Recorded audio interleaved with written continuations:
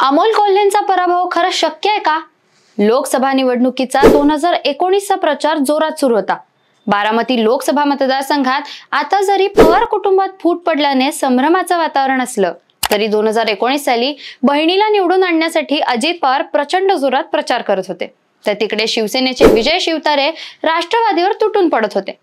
शरद पवारांवर विजय शिवतारे यांच्याकडून केली जाणारी टीका ही तेव्हा अजित पवारांच्या जिव्हारी लागली आणि त्यांनी बघतोच कसा तू निवडून येतो असं आवाहन विजय शिवतारे यांना दिलं. पुढे 6 महिन्यात विधानसभा निवडणूक झाली आणि विजय शिवतारे यांचा पराभव झाला.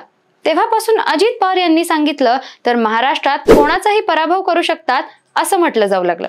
हे सांगण्याचं कारण हेच की आता पुन्हा एकदा त्यांनी शिरूर लोकसभेत अमोल कोल्हे यांना पाडणार म्हणजे पाडणारच असं आवाहन दिलंय. शिरूरमध्ये अमोल कोल्हे यांचा खरंच पराभव होऊ शकतो का हे आपण जाणून घेऊया या व्हिडिओच्या माध्यमातून. नमस्कार, मी तनिष्का आणि तुम्ही पाहताय इन्फोवारी. शिरूर लोकसभा मतदारसंघात 2019 साली राष्ट्रवादीने निवडणुकीच्या अवघ्या काही महिन्यांआधी अभिनेते डॉक्टर अमोल कोल्हे यांना राष्ट्रवादीत प्रवेश देत त्यांना लोकसभेची उमेदवारी दिली. छत्रपती शिवाजी महाराज आणि छत्रपती संभाजी महाराज यांची भूमिका निभावत असल्याने तसेच प्रभावी वक्तृत्व असल्याने अमोल कोल्हे घराघरात लोकप्रिय होते. याच लोकप्रियतेचा फायदा घेत शिवसेनेच्या शिवाजीराव आढळराव पाटील यांच्या विरुद्ध अमोल कोल्हे यांनी प्रचारात आघाडी घेतली.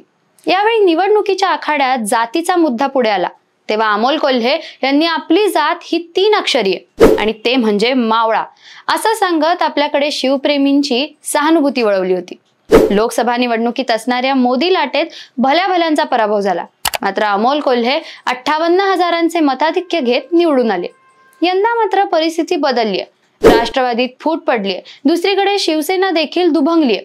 या परिस्थितीत शिरूरमध्ये पुन्हा कोल्हे खासदार होणार का हे आपण बघूया. शिरूर लोकसभा मतदारसंघात 6 विधानसभा मतदारसंघ आहेत. जुन्नर, आंबेगाव, शिरूर, खेड आळंदी, भोसरी आणि हडपसर या 6 पैकी भोसरी वगळता सर्व 5 ठिकाणी राष्ट्रवादीचे आमदार आहेत. यातील जुन्नरचे आमदार अतुल बोनके यांनी कुठल्याच गटात प्रवेश केलेला नाही. त्यांच्या बॅनरवर आजही शरद पवार, अजित पवार, सुप्रिया सुळे, दिलीप वळसे पाटील, अमोल कोल्हे यांचे फोटो असतात. ते ऐनवेळी आपलं समर्थन कोणाला देतात यावर जुन्नरचं बरंच गणित अवलंबून असणार आहे. तर याच जुन्नरमध्ये माजी आमदार शरद सोनवणे सध्या शिंदे गटात आहेत. ते आढळराव पाटील यांचे जवळचे मानले जात असल्याने याच ठिकाणी कोल्हेंच्या विरुद्ध आढळराव पाटील असले तर ते पूर्ण ताकदीने जुन्नरमध्ये प्रचार करतील हे निश्चित. आंबेगाव मतदारसंघ हा पारंपरिक दिलीप वळसे पाटलांचा बालेकिल्ला समजला जात होता. मात्र या ठिकाणी देखील शरद पवारांना मानणारा वर्ग हा प्रचंड मोठा आहे. दिलीप वळसे पाटील यांच्या मागे आजवर असणारी ताकद ही शरद पवारांची आहे असं म्हटलं जातं.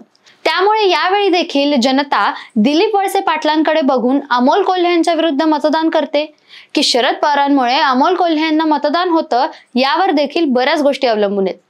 खेड आळंदी येथे आमदार दिलीप मोहिते हे अजित पवार गटात असल्याने या ठिकाणी अमोल कोल्हे यांना मोठी मेहनत घ्यावी लागणार आहे.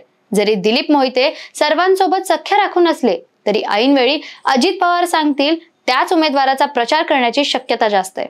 शिरूर या मतदारसंघात खऱ्या अर्थाने अमोल कोल्हे यांना ताकद मिळते कारण पूर्णपणे जिल्ह्यात शिरूरमध्ये सर्वात कमी गळती शरद पवार गटाला लागली आहे. या ठिकाणी आमदार अशोक पवार शरद पवार यांच्या समवेत उभे आहेत. तर स्वप्नील गायकवाड नावाचा नौखा पदाधिकारी शिरूरमध्ये प्रचंड वेगाने संघटन बांधणी करतोय. याचा थेट फायदा अमोल कोल्हे यांना निवडणुकीत होणार आहे. हडपसरमध्ये चेतन तुपे यांचा कल अजित पवार यांच्या बाजूने अधिक आहे.